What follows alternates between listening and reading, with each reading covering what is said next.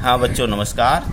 त्रुटि जो चैप्टर चल रहा था उसमें आगे का क्वेश्चन है सार्थक अंक किसे कहते हैं। ठीक है, तो किसी मापन में उपस्थित सभी विश्वसनीय अंक तथा एक संदिग्ध अंक को सार्थक अंक कहते हैं। जैसे सपोज करो किसी छड़ की लंबाई 4.25 मापन है ये छड़ की लंबाई, तो इसमें जो एक अंक इधर से छोड़ के ये जो होते हैं अंक वो विश्वसनीय होते हैं, एक लास्ट वाला अंक होता है वो संदिग्ध होता है। क्यों? ये 4 भी हो सकता है, 6 भी हो सकता है, लेकिन इन अंकों में कोई परिवर्तन नहीं होगा।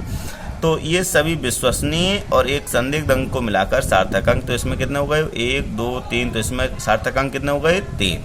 अब सार्थक अंक ज्ञात करने के नियम, इसके निम्न नियम हैं। नंबर 1, सभी अशून्य अंक सार्थक अंक होते हैं। जैसे 4 3 2 5 में सार्थक अंक कितने हो गए 1 2 3 4, दशमलव तो है नहीं, तो सब कोई जीरो नहीं है, तो सभी शून्य सार्थक अंक हो गए 4 हो गए। ठीक है। दूसरा, 2 अशून्य अंकों के बीच सभी शून्य सार्थक अंक होते हैं। इधर भी संख्या लिखी है, इधर भी संख्या लिखी है, तो यही बीच वाले जीरो भी सार्थक अंक होंगे। तो इसमें 1 2 3 4 सार्थक अंक कितने हो गए 4। ठीक है। नंबर 3, यदि दी गई संख्या दशमलव संख्या नहीं है तो अशून्य अंक के दाईं ओर आने वाले सभी शून्य सार्थक अंक नहीं होते हैं।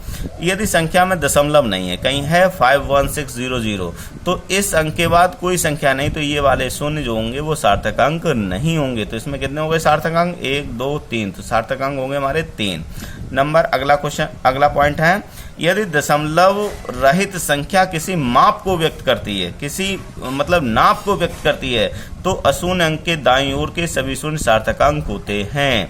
जैसे 3000 मीटर लिखा है, तो ये लंबाई को व्यक्त कर रहा है, तो ये अशून्य अंक के बाद जितने भी जीरो हैं वो सब शून्य सार्थक अंक होते हैं। तो 1 2 3 4, इसमें 4 सार्थक। यहाँ कोई मात्रक नहीं था तो ये जीरो सार्थक अंक नहीं थे, लेकिन यहाँ मात्रक है तो ये जीरो सार्थक अंक हैं। अगला पॉइंट, यदि दशमलव बिंदु से पहले कोई अशून्य अंक ना हो तो दशमलव के तुरंत बाद के सभी शून्य सार्थक अंक नहीं होते हैं। ये संख्या दी गई 0.0045, इसमें देखो यहाँ कोई अंक नहीं है, तो दशमलव के तुरंत बाद जो जीरो है वो सार्थक अंक नहीं होते हैं। तो इसमें सार्थक अंक कितने हो गए 2, 1 और 2 ये लिखे। ठीक है। यह दशमलव बिंदु से पहले कोई अशून्य अंक है तो दशमलव के तुरंत बाद के सभी शून्य सार्थक अंक होते हैं। जैसे 5.000 में सार्थक अंक कितने हो गए, यहाँ अंक लिखा हुआ, तो ये सभी शून्य सार्थक अंक होते हैं। तो 1 2 3 4 कितने हो गए 4। ठीक है। अगला क्वेश्चन आता है कोटिमान किसे कहते हैं। क्या क्वेश्चन आता है, कोटिमान किसे कहते हैं।